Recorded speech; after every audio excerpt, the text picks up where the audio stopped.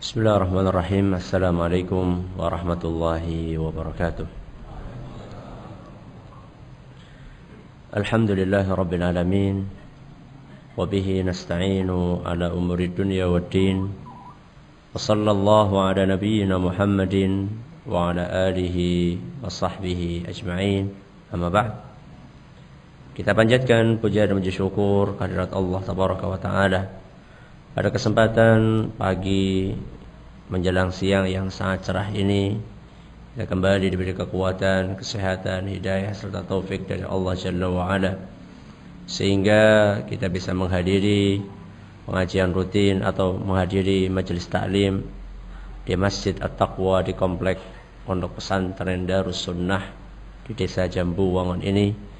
Kita berharap semoga Allah Tabaraka wa Ta'ala berkenan untuk melimpahkan kepada kita semuanya ilmu yang bermanfaat, sehingga bisa kita amalkan sebagai bekal untuk menghadap kepada Allah Jalla wa Ala. Amin ya Rabbal Alamin. Salat dan salam semoga senantiasa tercurahkan kepada junjungan kita Nabi besar Muhammad sallallahu alaihi wasallam, kepada para sahabatnya, keluarganya dan umatnya yang setia mengikuti tuntunannya hingga di akhir nanti.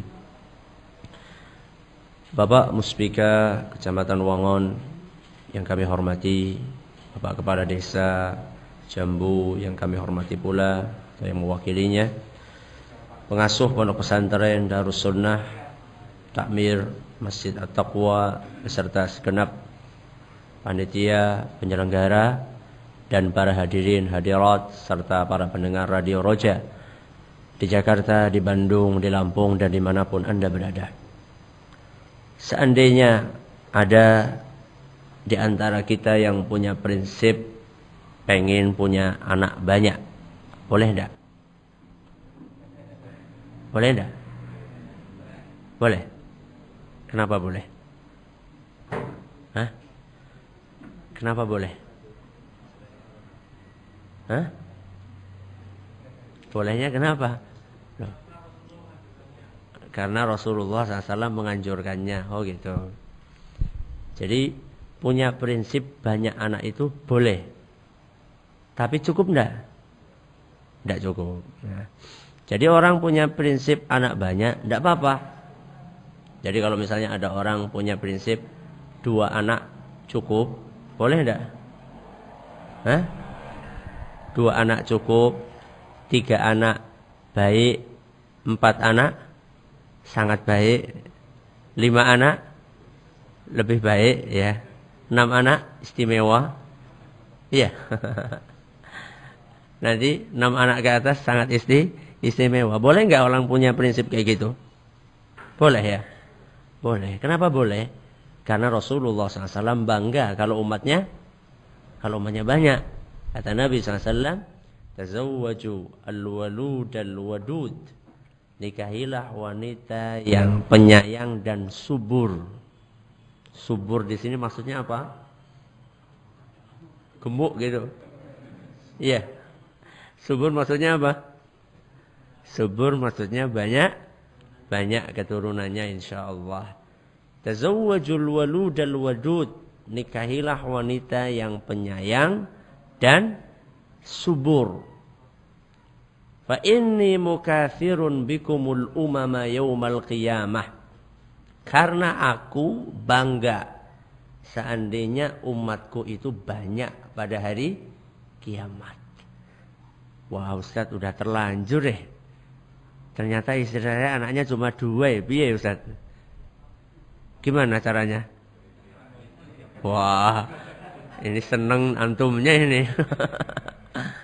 Tazawwajul waludal wadud, nikahilah wanita yang penyayang dan subur alias banyak anak.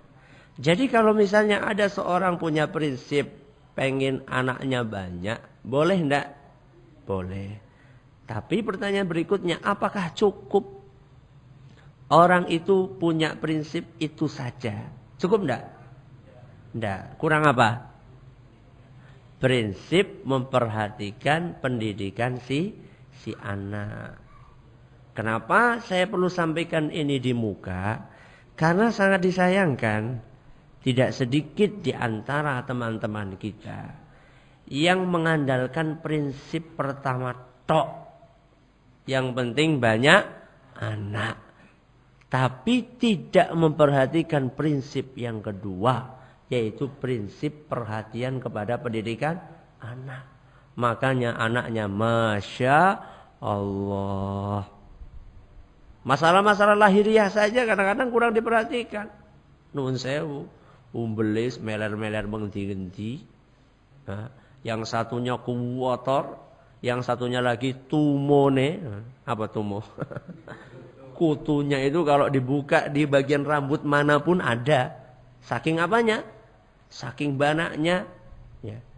Kemudian kotor, jarang mandi, pakaiannya diperhatikan. Alasannya apa? Ini sunnah Nabi. Sunnah apanya? Banyak anaknya iya. Tapi pendidikan anak kayak gini, ini sunnah Nabi apa bukan? Sunnah Nabi apa bukan? Bukan. Ya. Makanya perlu saya ingatkan dari awal. Ya, bahwasannya kita itu hanya punya prinsip banyak anak itu tidak cukup. Ya. Yang penting kita targetnya punya ke-11. Itu tidak cukup itu. Ya, anaknya pira? 11. Ya. Setiap tahun produksi. Ya. Berarti ini sangat produktif ini. Nah, saking suburnya setiap tahun sampai akhirnya sesuanya pun tidak sempurna. Belum sampai 1 tahun wis disundul dengan adine. Ya. Gimana mau mendidik anak dengan keadaan seperti ini? Ya. Prinsip hanya memperbanyak anak saja tidak cukup. Harus ada kita punya prinsip yang lain, yaitu prinsip memperhatikan pendidikan mereka. Inilah yang insya Allah kita akan bahas pada pertemuan kali ini, jurus jitu untuk mendidik anak. Karena mohon maaf, banyak di antara mereka yang bergelar bapak dan ibu, atau mereka yang bergelar orang tua, hanya karena dia lebih tua dari anaknya, sehingga dia mendapatkan gelar orang tua. Apa ada bedanya antara orang tua yang mendapatkan gelar orang tua hanya karena lebih tua dari anaknya? Ada sebagian orang tua yang memang mendapatkan gelar orang tua karena dia mempersiapkan diri untuk menjadi orang tua. Beda enggak? Beda enggak? Bedanya apa?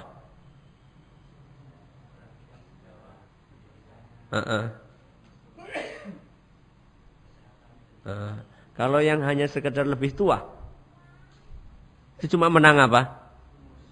Cuma menang usia tok. Ada enggak orang tua yang seperti itu? Hah?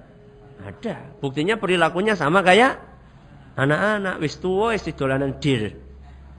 Ini masa kecil kurang apa? Kurang bahagia. Ya. Jadi ada di antara para orang tua yang mereka itu cuma menang umur. Karena dia lahir lebih dulu ke muka bumi dibandingkan anaknya, maka dia punya gelar orang tua. Gimana apa badan? Iya. Nah, kita tidak ingin menjadi orang tua yang seperti ini. Jadi menjadi orang tua itu perlu persiapan. Ada sebagian bapak menjadi bapak karena istrinya melahirkan. Itu saja. Ada seorang wanita menjadi ibu karena dia melahirkan anak. Bukan karena dia siap untuk menjadi ibu, bukan karena dia siap untuk menjadi bapak. Jadi menikah itu tidak asal modal apa? Modal nekat. Ya, pokoknya anak pengen mengamalkan sunnah Nabi SAW. Ya ma'syaras syabab. Wahai para pemuda. Man istata'a minkumul ba'ata falyatazawwaj. Barang siapa yang mampu, maka hendaklah dia menikah. Kan apa kata Nabi? Barang siapa yang mampu. Anda sudah mampu apa belum? Ya mampu itu bukan hanya sekedar hubungan biologis, semuanya juga bisa kalau masalah hubungan biologis. Tapi mampu bukan hanya dari sisi itu. Ya. Jadi kita tidak cukup hanya bermodal semangat untuk menikah. Tapi kita juga harus mempersiapkan diri kita. Apakah kita sudah pantas untuk dipanggil sebagai bapak? Apakah kita sudah pantas untuk dipanggil sebagai ibu? Apakah kita sudah pantas untuk menyandang gelar orang tua atau belum? Apa jurusnya untuk mendidik anak? Pertama, di sini saya siapkan 5 jurus. Ya, saya persiapkan 5 jurus, bukan berarti jurusnya hanya 5. Tapi nanti kalau sudah naik sabuknya berubah, nanti saya kasih jurus yang lain. Ya, bukan berarti saya sudah ahli dalam jurus ini, enggak ya. Emang saya pakai sabuk hitam bukan karena saya jagoan, enggak, cuman karena kebetulan sabuknya hitam ya. Bukan berarti saya sudah ahli dalam mempraktekkan jurus-jurus ini. Kenapa perlu saya jelaskan dari muka? Saya khawatir nanti ada orang yang lihat anak saya, wah ternyata aneh Ustadz podo wae nakal. Nanti wah Ustadz ini cuma ngomong tok ya. Ya kita latihan bareng-bareng lah. Ya kita latihan bareng-bareng. Saya panjenengan kita berusaha mempraktekkan jurus-jurus ini dengan harapan nanti anak-anak kita bisa menjadi lebih baik daripada yang lainnya. Yang pertama, mendidik anak perlu ilmu. Jurus yang pertama, mendidik anak perlu apa? Perlu ilmu. Ilmu adalah merupakan kebutuhan primer, bukan kebutuhan sekunder. Ilmu adalah kebutuhan pokok setiap insan di dalam seluruh lini kehidupannya. Apalagi dalam masalah mendidik anak. Cuman sayang, 1000 sayang. Banyak di antara kita yang lebih memperhatikan ilmu tentang pekerjaannya dibandingkan ilmu tentang mendidik anak. Padahal ilmu tentang mendidik anak itu lebih besar kebutuhan kita kepadanya dibandingkan ilmu tentang pekerjaan kita. Pekerjaan panjenengan apa? Apa? Hah? Dagang, terus? Tani, terus? Guru, ya. Panjenengan supaya jadi guru harus berapa tahun belajar? 5 tahun. Supaya jadi SPD atau SPDI. 5 tahun menekuni ilmu untuk pekerjaan. Sekarang saya tanya, untuk menjadi orang tua belajar berapa tahun? Hah? 1 minggu? Begitu nazar langsung nikah? Iya. Ini menunjukkan kepada kita bahwasanya banyak di antara kita yang lebih memperhatikan ilmu tentang pekerjaan dia dibandingkan ilmu tentang mendidik anak. Padahal kita bekerja dalam satu hari, lebih banyak waktu yang kita gunakan untuk bekerja atau lebih banyak waktu yang kita gunakan untuk berinteraksi dengan anak kita? Lebih banyak mana? Bekerja? Bekerja jam berapa jam? Guru masuk jam berapa? Pulang? Jam 2 kalau tidak di korting ya. Iya, kadang-kadang masuknya jam 7, seharusnya masuk jam 7, masuknya jam berapa? Jam 8. Nanti pulangnya seharusnya jam 2, pulangnya jam berapa? Jam 11. Katanya apa? Mau ngimami zuhuran di rumah. Masya Allah alasannya. Giliran nanti minta gaji, tidak mau dipotong. Itu namanya wailul lil mutaffifin.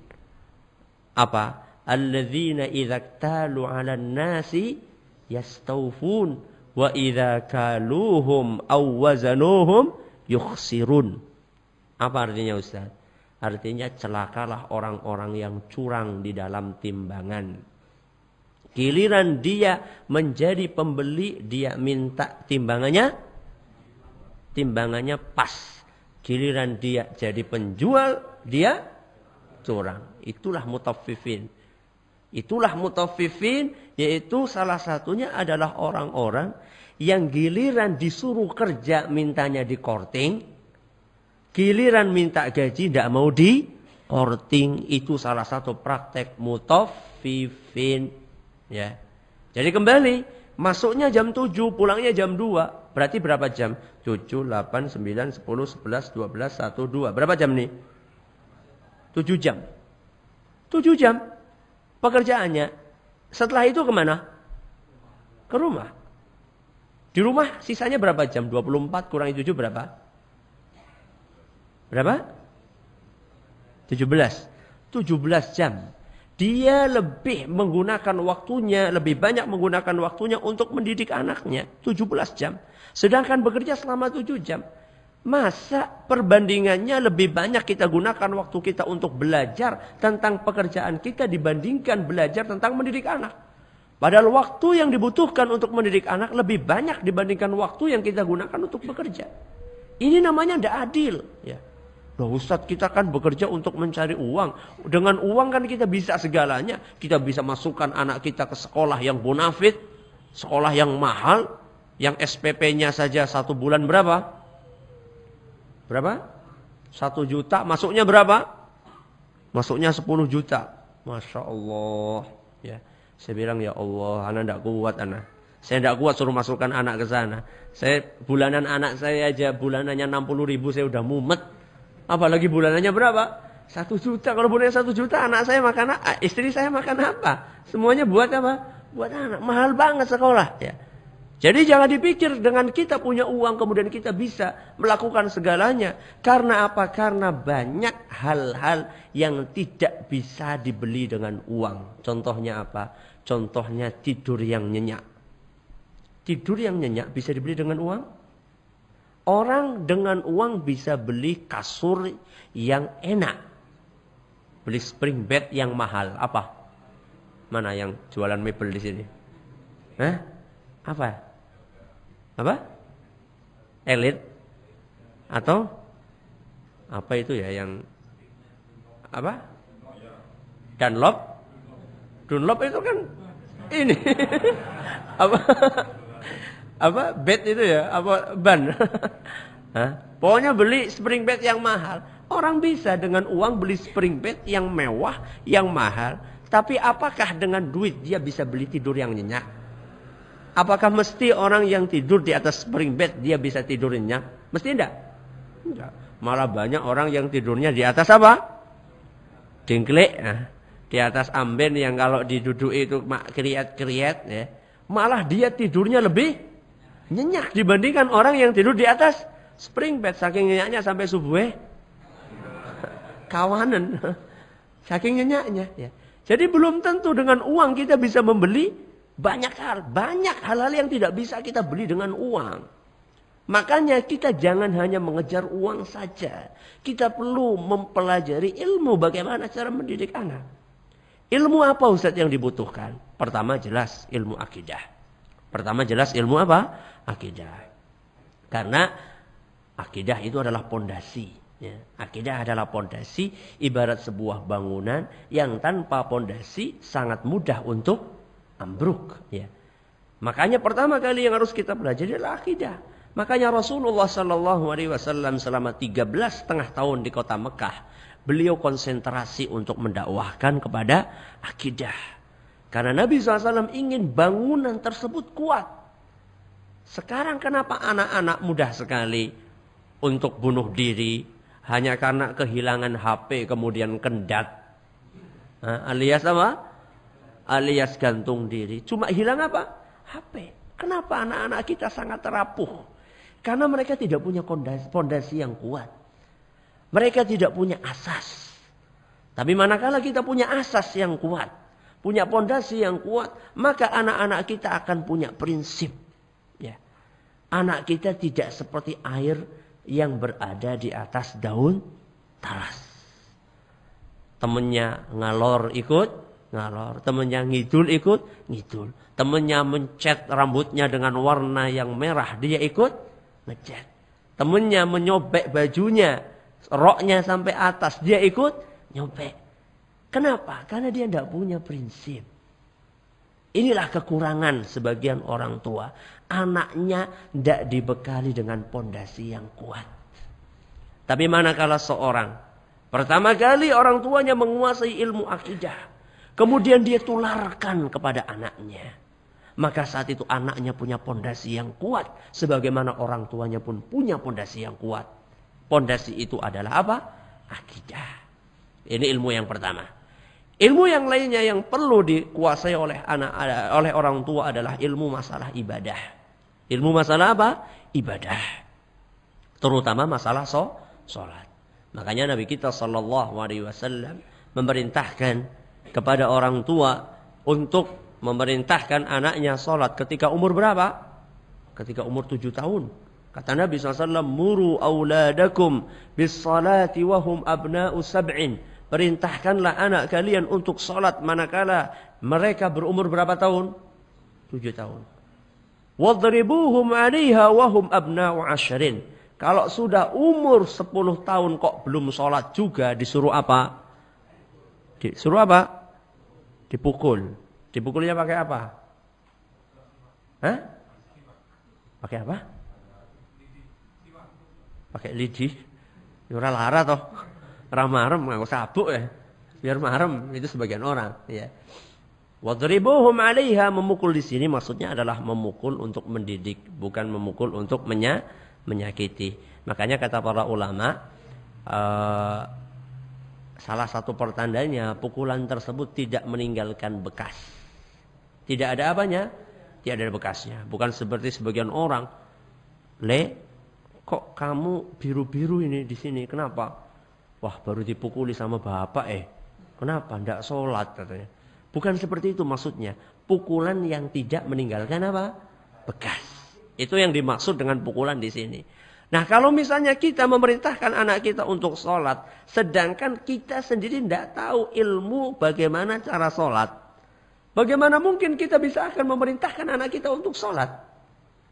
Kata orang Arab, faqidu syai'i la yu'tih. Orang yang tidak punya duit tidak bisa ngasih duit. Orang yang tidak punya ilmu tentang sholat tidak bisa ngajarkan sholat. Kita nyuruh anak kita sholat, kemudian anak kita tanya, Pak, takbiratul ihram yang benar itu kayak apa, Pak? Wah, embu loh, Le. Dulu saya lihat Mbah Kakung itu kalau takbir itu kayak gini loh, Le. Kok ngelihatnya kepada siapa? Mbah Kakung. Rasulullah SAW saja berbicara, Sallu kama ra'aitumuni usalli. Apa artinya? Salatlah sebagaimana kalian melihat aku salat. Melihat siapa? Melihat Rasul SAW. Bukan melihat Mbah Kakung. Rasulullah SAW nggak pernah mengatakan Sallu kama ra'aitumu Mbah Kakung yusolli. Tidak ada hadis seperti itu. Adanya hadis adalah salatlah sebagaimana kalian melihat aku salat. Loh, sekarang kalau misalnya kita tidak belajar bagaimana cara sholatnya Rasul SAW, bagaimana kita bisa mengajarkan cara sholatnya Rasul kepada anak kita? Kalau misalnya suatu ketika anak kita tanya, Pak, kalau misalnya tadi saya sholat, di tengah-tengah sholat saya main selilit. Main apa? Selilit. Kemudian selilitnya dileg. Sholatnya sah apa enggak, Pak? Gimana jawabnya panjenengan? Orang tua yang sudah punya anak, jawabnya gimana? Hah? Sah apa enggak? Hah? Apa enggak pernah selilitan? Enggak pernah makan sate? Hah? Sah enggak sholatnya? Hah? Sah? Sah? Masya Allah, sah. Luar biasa ini. Sah apa enggak? Enggak? Enggak sah? Dalilnya apa? Sah dan enggak. Sah dan enggak sah. Jawabannya ada dua. Sah dan enggak sah. Sah kalau misalnya selilitan enggak dileg. Begitu selilitan dia apa? Dia ambil kemudian dia kantongi. Enggak sah kalau dileg. Lah eman-eman temen. Kada semending kok.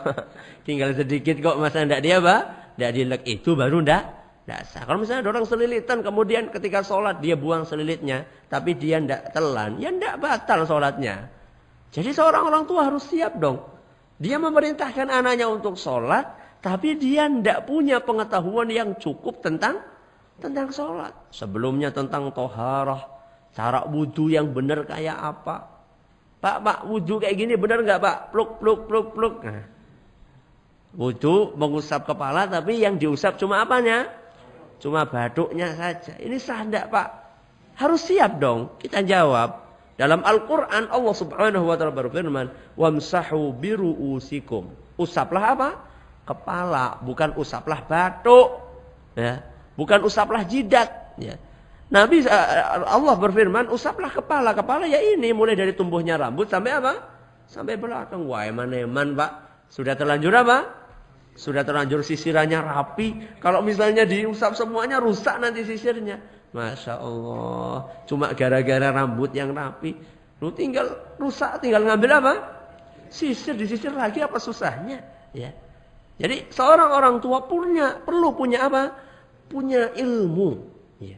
Ilmu masalah ibadah. Tadi ilmu pertama masalah apa tadi? Masalah akidah. Kemudian masalah ibadah. Jangan lupa juga ilmu masalah akhlak. Ilmu masalah akhlak. Orang tua juga perlu mengetahui adab makan. Ya. Mohon maaf ini banyak di antara orang tua yang sampai detik ini saya perhatikan kalau minum pasti pakai tangan apa? Masih tangan kiri. Masya Allah. Kenapa sih? Apa susahnya minum pakai tangan kanan? Alasannya nanti kotor gelasnya. Karena habis apa? Habis makan pakai tangan. Alasannya kayak gitu. Nanti kalau pakai tangan kanan nanti gelasnya apa? Kotor. Makanya pakai tangan kiri. Kalau alasannya kayak gitu gimana? Kadang-kadang minumnya itu bukan habis makan nasi, habis makan lemper. Lemper kan tangan kanannya tidak kotor, tapi tetap aja pakai tangan apa? Kiri. Kalau alasannya tadi habis makan nanti gelasnya kotor, gimana? Jawabnya gimana? Hah? Dicuci. Ya. Lebih baik ngotori gelas daripada ngotori tuntunannya Kanjeng Rasul SAW. Lebih baik gelasnya apa? Kotor. Loh, gelas mau dicuci kotor ya enggak apa-apa. Loh, mau dicuci kok. Ya. Daripada ngotori sunnahnya Nabi SAW. Daripada kita ngotori tuntunannya Rasul SAW, lebih baik gelasnya kotor bisa dicuci. Ya.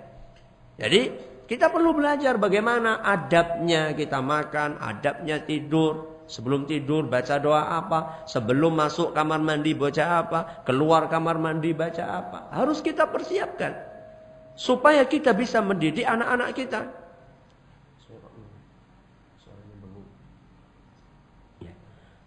Kenapa? Ya. Karena kita harus siap untuk mendidik anak-anak kita. Makanya Nabi SAW ketika melihat adanya kekeliruan di antara anak-anak kecil. Di antaranya adalah kisah di dalam Sahih Bukhari dan Muslim. Di mana Rasulullah SAW pernah melihat ada salah seorang sahabat beliau yang kecil yang bernama Umar bin Abi Salamah. Kata Umar bin Abi Salamah, "Kuntu ghulaman fi hijri Nabi SAW." Saya adalah seorang anak yang sering tinggal di rumah Nabi SAW. Karena sering tinggal di rumah Nabi SAW, maka beliau juga sering makan beserta Rasul SAW. Dan kebiasaan mereka kalau makan itu pakai apa? Pakai nampan. 3-4 orang bareng-bareng satu nampan. Kata Umar bin Abi Salamah ketika lagi makan bareng seperti itu, wa kanat yadi tatishu fis sahfah. Tangan saya ketika makan itu piknik kemana-mana. Apa artinya piknik kemana-mana? Nah, apa? Caranya dewek apa? Apa? Slaksrok? Hah? Ya, selonong kemana-mana. Gampangannya jatahnya tetangganya dia apa? Dia sikat. Ya. Begitu habis ayam dia, punya tetangganya masih separuh, dia saut juga. Itu namanya piknik. Ini karakter yang baik apa jelek? Jelek. Begitu melihat seperti itu, Nabi SAW langsung menegur, ya gulam. Ya gulam. Ya gulam artinya apa? Artinya kalau bahasa Indonesia nak. Kalau orang Jawa le. Kalau perempuan do. Ya. Nak, ya gulam, samillah. Ucapkanlah bismillah sebelum makan. Wa kul biyaminika, makanlah dengan tangan kananmu. Wa kul mimma yalika, dan makanlah dari makanan yang terdekat. Jadi Nabi SAW mendidik anak dalam masalah akhlak. Tidak dibiarkan. Tidak seperti sebagian orang tua di zaman kita ini. Allah masih kecil, orang apa-apa. Nah, si cilik iki masih kecil tidak apa-apa. Nanti kan kalau sudah besar tahu sendiri. Buktinya sampai besar sih ngombe nganggo tangan kiwe. Mana buktinya? Ya. Jadi yang namanya pendidikan harus sejak kecil. Makanya kita sebagai orang tua perlu mempelajari akhlak-akhlak yang diajarkan oleh Rasul Sallallahu Alaihi Wasallam supaya kita bisa mendidik anak kita. Banyak di antara orang tua membiarkan anaknya melakukan kesalahan, dibiarkan begitu saja. Bahkan malah kadang-kadang ada yang memotivasi anaknya untuk melakukan kesalahan. Contohnya apa? Contohnya, anak punya kebiasaan pipis sembarangan. Ketika anaknya, Pak pengen pipis, yaitu di depan rumah kan ada tanduran, itu sekalian aja buat nyirami tanduran. Bukannya mendidik cara pipis yang benar, kok malah memotivasi anaknya untuk pipis sembarangan. Orang tua macam mana? Apa kata dunia kalau orang tua seperti ini? Hah? Masya Allah sampai sekarang banyak orang tua yang seperti itu. Ya apa enggak? Jangan betul? Iya, benar kan? Ini saya berbicara tentang realita. Kita berbicara tentang realita yang salah. Ya. Jadi jangan kita biarkan anak kita seperti itu.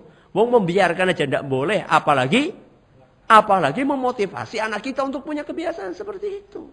Ya. Ini. Jadi jurus jitu yang pertama, mendidik anak perlu apa? Perlu ilmu. Ilmu tentang apa tadi? Akidah, kemudian tentang ibadah, kemudian tentang akhlak. Cukup? Belum cukup. Ilmu yang lainnya yang perlu dibutuhkan adalah ilmu bagaimana seni berinteraksi dengan anak. Seni bergaul dengan anak. Anak itu lahir masing-masing punya pembawaan. Ada yang lahir punya pembawaan pendiam. Ada yang lahir punya pembawaan. Apa kebalikannya pendiam? Hah? Bawel. Ada yang lahir punya pembawaan. Apalagi? Anaknya panjenengan apa pembawaannya? Apa enggak tahu? Jangan-jangan namanya lupa nanti anaknya. Saking akeh. Hah? Aktif. Ada yang pasif. Ada yang bukan hanya aktif, hiperaktif. Ya. Ini semuanya perlu seni dalam bergaul dengan mereka. Tidak bisa kita bergaul dengan anak yang pendiam seperti kita bergaul dengan anak yang aktif. Berbeda caranya. Nah, disinilah orang tua perlu membaca buku-buku tentang pendidikan anak. Perlu membaca tentang psikologi anak. Terutama yang diambil dari sumber-sumber Islam. Ya. Kita perlu membaca seperti itu. Masa kita seorang ibu lebih hafal bumbu masak daripada hafal cara mendidik anak. Ya. Kalau masalah masakan beli buku masak. Beli buku resep-resep masakan berjilid-jilid. Tapi masalah pendidikan anak tidak ada satupun buku di mana? Di rumahnya. Sama juga bapaknya. Lebih hafal tentang pemain Manchester United dibandingkan metode mendidik anak menurut Rasul SAW. Nah, sehingga koleksinya ya cuma itu-itu saja. Ya. Soccer dan seterusnya majalahnya. Ya. Tidak pernah mana beli majalah pendidikan anak. Nah, bagaimana cara mendidik anak yang islami? Mana? Apakah kita memang betul-betul orang tua itu hanya karena kita lebih tua dari anak kita? Ataukah kita memang sudah mempersiapkan diri kita untuk benar-benar menjadi orang tua? Ini yang perlu kita cek di dalam diri kita masing-masing. Mari kita jujur. Mari kita jujur. Ya. Yang namanya ngaji itu untuk memperbaiki diri. Kalau kita merasa kemarin itu belum benar, ayo kita perbaiki. Mumpung nasi belum jadi bubur. Kalau sudah nasi jadi bubur, kita jadikan bubur ayam sekaligus. Ya. Jadi belum ada kata terlambat untuk belajar. Ayo kita belajar lagi. Ya. Wah sudah tua Ustaz. Tidak apa-apa. Utlubul ilma minal mahdi ilal lahdi. Carilah ilmu mulai dari buwayan sampai liang lahat. Ini jurus yang pertama adalah mendidik anak. Perlu apa? Perlu ilmu. Jurus yang kedua, mendidik anak perlu kesalehan orang tua. Perlu apa? Kesolehan orang tua. Maksudnya apa? Maksudnya kalau jenengan pengen anaknya soleh, jenengan juga harus apa? Harus soleh. Ini jurus yang kedua. Saya yakin kalau kita ditanya, kira-kira punya anak pengen anak yang soleh apa enggak? Mesti jawabannya soleh. Bahkan maaf, kalau misalnya kita pergi ke Nusa Kambangan. Nusa Kambangan itu tempatnya apa? Nah, tempat penjahat kelas paus. Bukannya kelas kakap. Nah, penjahat, pembunuh berdarah dingin, koruptor kelas berat, dan seterusnya. Kalau kita tanya sama mereka, mas, jenengan seperti ini, sebenarnya jenengan itu pengen anak jenengan menjadi pewaris tahta panjenengan? Atau panjenengan pengen anaknya soleh? Jawabannya apa kira-kira? Soleh. Semua orang, sampai yang paling bejut, sampai yang paling preman, sampai yang paling jahat, kalau ditanya jenengan punya cita-cita anaknya soleh apa enggak, mesti jawabannya soleh. Ini semuanya merupakan ijma, kesepakatan orang tua satu dunia.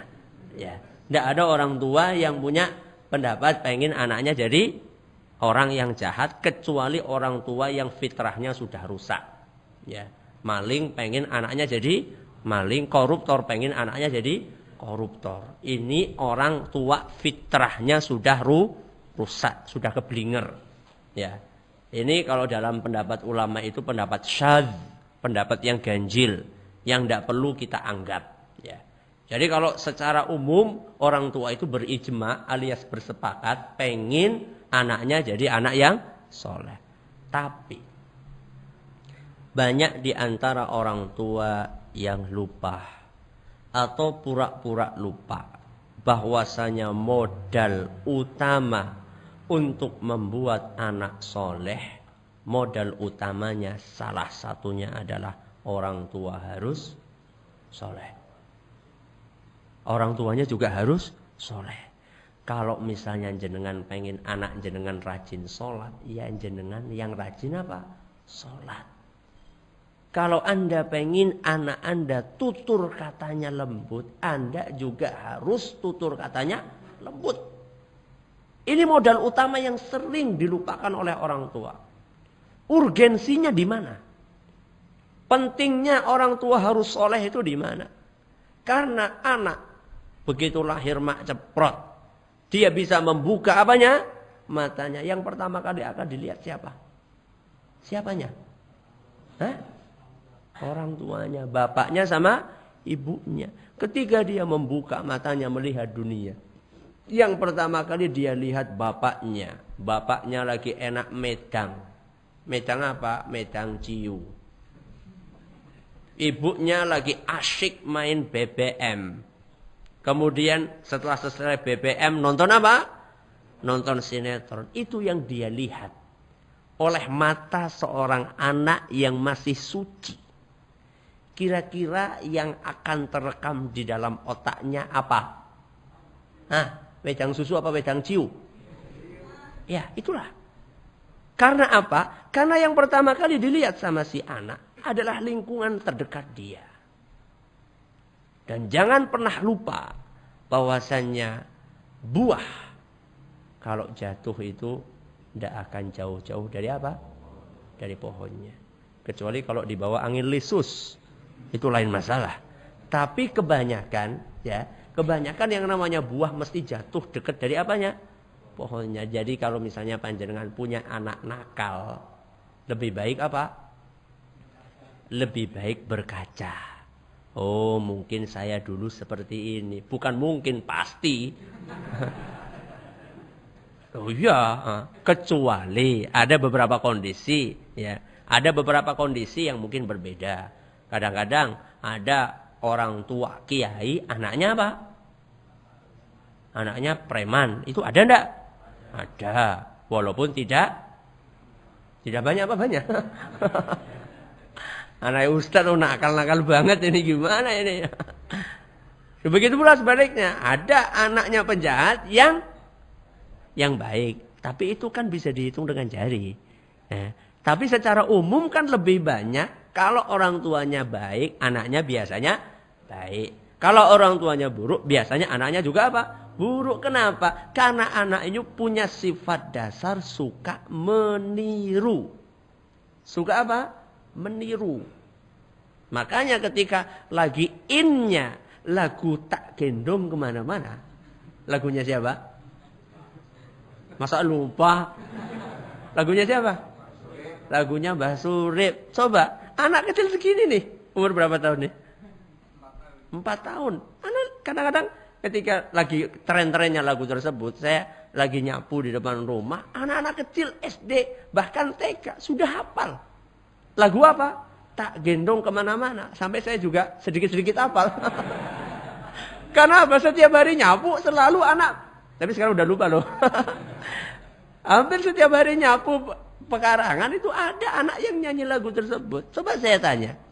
Apakah orang tuanya itu sedemikian rajinnya punya papan tulis di rumah, kemudian menulis lirik lagunya Mbah Surip, kemudian diajarkan, ayo le sini ngaji, nah, ngaji lagunya apa?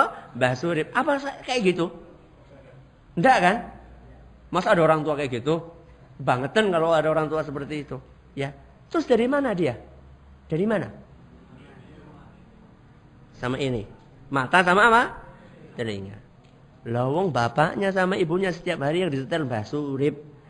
Ya wajar kalau misalnya anaknya hafal apa? Lagunya Mbah Surip. Karena apa? Karena anak itu suka meniru. Dan dia belum bisa membedakan mana yang pantas ditiru, mana yang tidak pantas.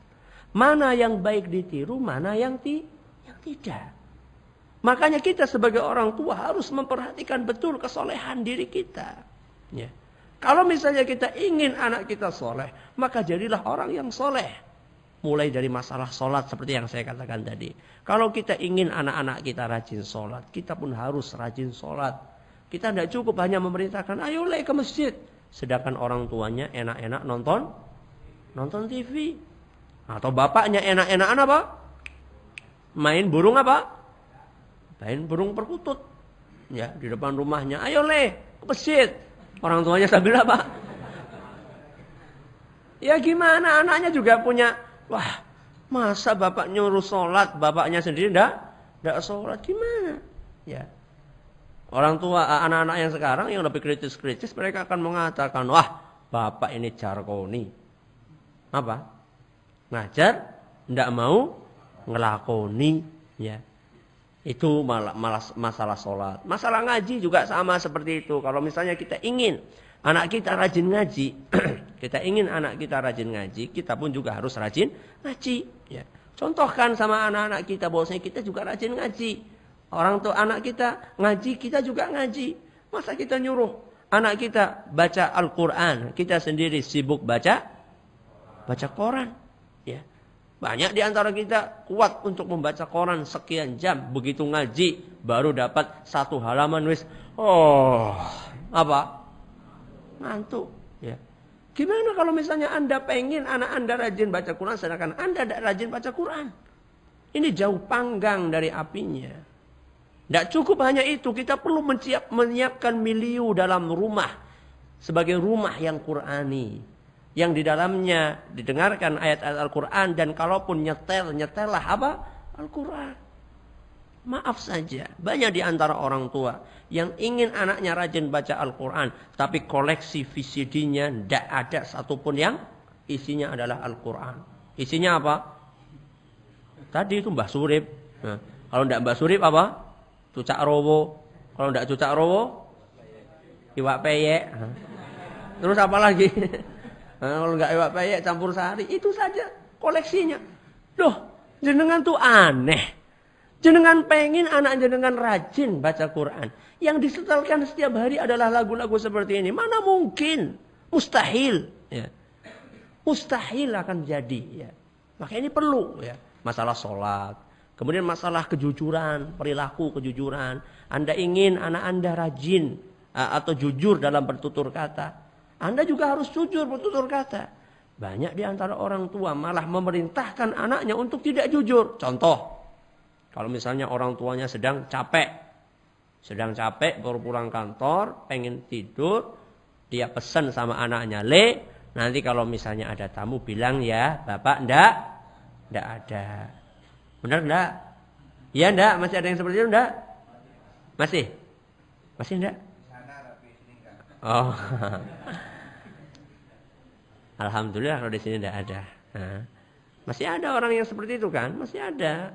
Jadi dia itu ingin anaknya jujur, tapi dilatih untuk tidak jujur. Ya, termasuk ketika kita Anak kita setiap hari minta duit sangu, minta duit jajan. Kita katakan, ndak ada le duit hari ini, bapak ndak punya duit hari ini. Bapak pengen beli bakso, ndak ada duit hari ini, ndak percaya nih, ndak ada nih. Nah, berapa saat kemudian anaknya masih di situ, masih bingung mikir pengen beli bakso, tahu-tahu ada tukang kredit. Mau nagih apa? Kredit. Pak, kreditnya Pak. Oh iya sebentar, dikeluarkan dompetnya. Duitnya ternyata banyak. Tadi bilang apa? Tadi bilang tidak ada duit, sekarang duitnya ada. Duit dari mana itu? Apakah dia punya SIM salabim sehingga duitnya bisa datang begitu saja? Ini namanya bohong. Ya. Bohong tapi diajarkan kepada anak. Kalau misalnya Anda pengen anak Anda jujur, ya, latihlah anak Anda jujur. Loh, terus gimana Ustaz? Apakah kita kasih dia duit setiap kali dia minta? Bukan seperti itu maksud saya. Maksud saya adalah kita perlu menjelaskan kepada anak duduk permasalahannya. Le, bapak ini punya duit. Tapi kalau misalnya duit ini saya kasih ke kamu, nanti sebentar lagi ada tukang kredit, minta kredit. Kalau enggak rumah kita diambil le. Bilang terus terang sama anak kita. Wah, enggak paham Ustaz. Ya harus dipahamkan. Nah, harus. Mungkin anak kita akan nangis, tidak apa-apa, itu proses. Ya. Itulah yang namanya proses pendidikan, butuh waktu. Ya. Butuh waktu untuk mendidik anak kita. Dan masih banyak yang lainnya, ya, masih banyak yang lainnya yang menggambarkan urgensi tentang kesolehan orang tua agar anak kita menjadi apa? Soleh. Ini jurus yang keberapa? Yang kedua. Jurus yang ketiga. Mendidik anak perlu keikhlasan. Mendidik anak perlu keikhlasan. Ikhlas adalah merupakan ruh dari setiap amalan. Amalan yang tidak ada ikhlasnya itu seperti tubuh yang tidak ada nyawanya, yang tidak ada gunanya. Termasuk amalan yang perlu keikhlasan adalah amalan mendidik anak. Apa maksudnya Ustadz? Maksudnya adalah ketika kita mendidik anak, mari kita canangkan niat dalam-dalam di hati kita bahwasanya tujuan kita untuk mendidik anak adalah semata-mata untuk mengejar ridho dari siapa? Dari Allah Subhanahu wa taala. Ini perlu untuk sering diingatkan. Kenapa? Karena kenyataannya ada di antara orang tua yang perhatian sekali dengan pendidikan anaknya. Tapi mohon maaf, ternyata dia tidak ikhlas. Dia mendidik anaknya supaya baik. Tujuannya apa? Tujuannya supaya menjadi buah bibir. Di mana? Di sekolahan. Supaya menjadi buah bibir di lingkungannya. Supaya dikatakan, oh anaknya Pak Fulan sama Bu Fulan itu luar biasa menurutnya. Luar biasa taatnya. Ini orang mendidik bukan karena ikhlas. Tapi karena mengejar pujian orang lain. Ya, maka ini kita harus perhatikan niat ini. Orang yang ikhlas, dia akan memiliki kekuatan yang luar biasa di dalam mendidik anaknya. Apa Ustadz kekuatannya? Satu, orang ikhlas aktivitasnya akan terasa ringan. Orang ikhlas aktivitasnya akan terasa ringan. Mengurus anak capek enggak? Capek? Masa? Jenengan kan enggak ganti popok. Ganti popok enggak? Hah? Enggak? Enggak apa? Iya. Iya apa enggak? Hah? Ya ada yang ganti, ada yang enggak.